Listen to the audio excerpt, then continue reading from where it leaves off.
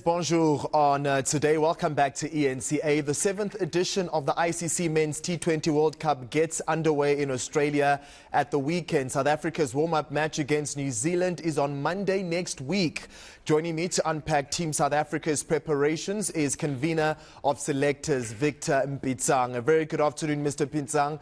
Good to be talking to you. My opening question is this. The third ODI between the Proteas and India will be the series decider. It is important that South Africa pick up as many points in the World Cup Super League in order to secure automatic qualification to next year's Cricket World Cup. With the ODI series against Australia forfeited, the Proteas only have 3 series against England, the West Indies and the Netherlands. Are you confident that the Proteas will gain automatic qualification to the World Cup, Victor?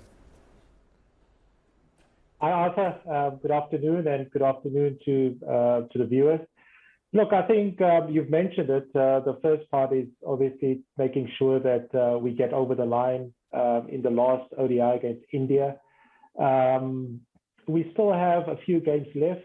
Obviously, as you mentioned, Australia has been forfeited. We still have 3 against England and then also 2 against the Netherlands.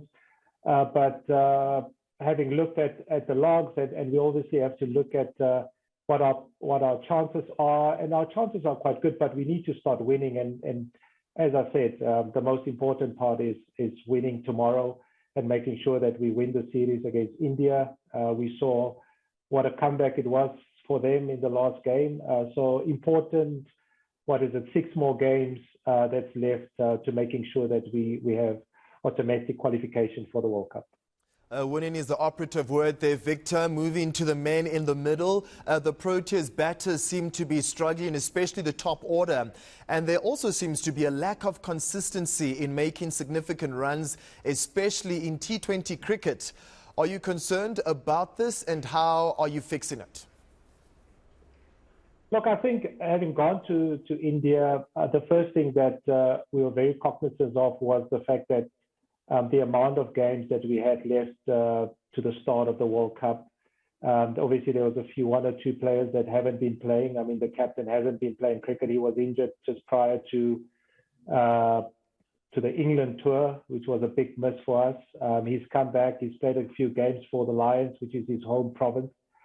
He's had a few games there, but there's obviously the ODIs that we had, and those 2 warm-up games that you mentioned earlier. So I think overall, as a batting unit, we've been very good in the last few months.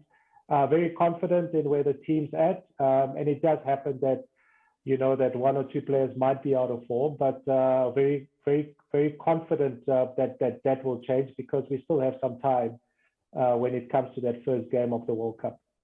All right, well, with the team's best finish at a T20 World Cup being in the semi-finals, surely Mark Boucher's mandate will be winning the tournament. Would that be realistic, Victor? Very realistic. I think one thing that if you just go back to how we played last year, we missed out in semi-finals due to net run rate. I think this team has gelled quite nicely. They've played lovely T20 cricket in the last year or so. So very confident. I think, the one thing that we've realized and picked up from the previous World Cup is that every single game is important. And when you do have an opportunity to win and win comfortably, you need to take that chance. As I said, I think this build-up to the World Cup is a good one. And very confident that the team will get us over the line. But it's also important to make sure, that it's what is the word? Look after every game every team that you play. Every game is important, and I'm sure if we can do the right things in every game, that at the end of the day we'll be talking a different language come the end of the World Cup. Victor, Temba Bavuma's form, or rather lack thereof, has been a major talking point in the aftermath of the last T20 series against India. Surely this will be of concern to the selectors on the eve of the T20 World Cup. Look, as I said, Arthur, I think Temba pulled up yesterday because he wasn't feeling well. He missed yesterday's game. I think we still have time. I think we still have some games that we'll be playing, and I'm sure, it takes one or two things to happen in a T20 game where everything just can click. It sometimes takes some time at the intensity of the game. I think prior to that, to his injury in India, Themba was in good touch, actually in all formats. The conditions that they played in towards the end of that Indian series were slightly different. Unfortunately, as I said, he missed that England tour, but as I said, we still have the one ODIs against England, and then we have the 2 warm-up games, and hopefully Mark and his team will be working hard in making sure that every single player within the squad will be ready come that first game of that World Cup.